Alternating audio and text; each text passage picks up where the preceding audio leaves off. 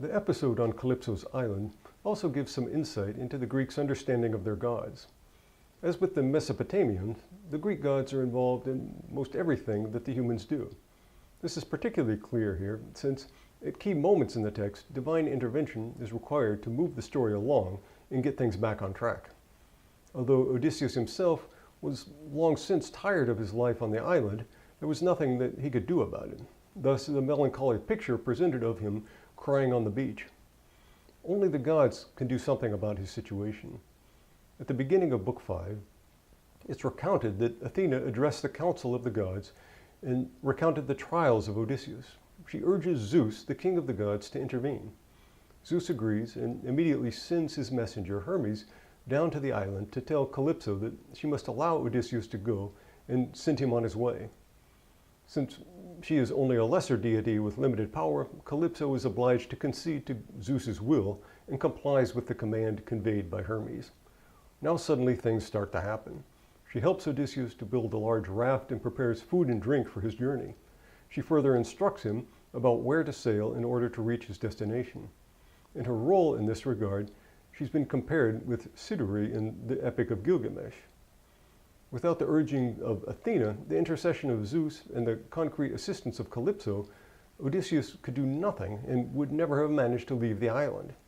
In short, even though he's one of the greatest of Greek heroes and warriors, his agency is extremely limited. Whatever he manages to do in the world is with the help of the gods. While he's known for his intelligence, in fact, much of what he accomplishes, he only manages to do since the gods have tipped him off. Hermes warns him about the magic of Circe and tells him how he can protect himself from her magic. Circe tells him what he must do to go to the underworld and speak with the shades and return safely. She also tells him what he must do to avoid the dangers of Scylla and Charybdis, as well as the sirens. Without all of this divine help, Odysseus would not get far with merely his own cunning or craftiness.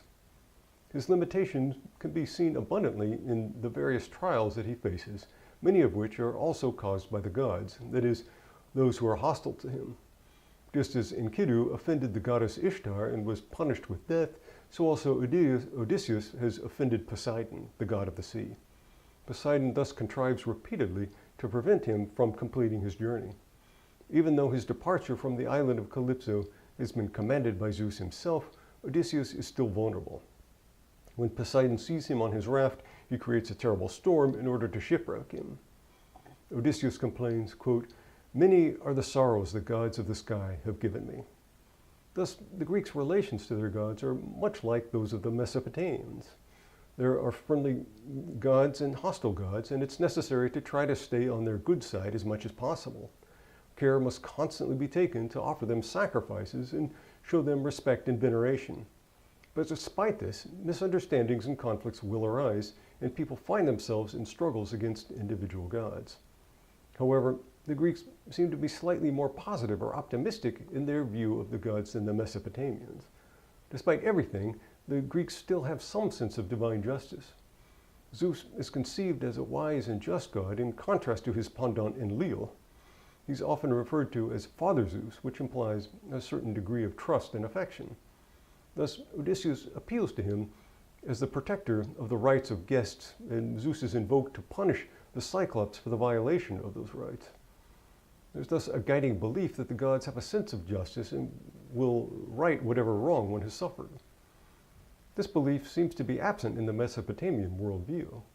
But with this said, the Greeks also blame the gods for bad things that happen to them. Thus, for the Greeks, the gods are more capricious than they are malevolent.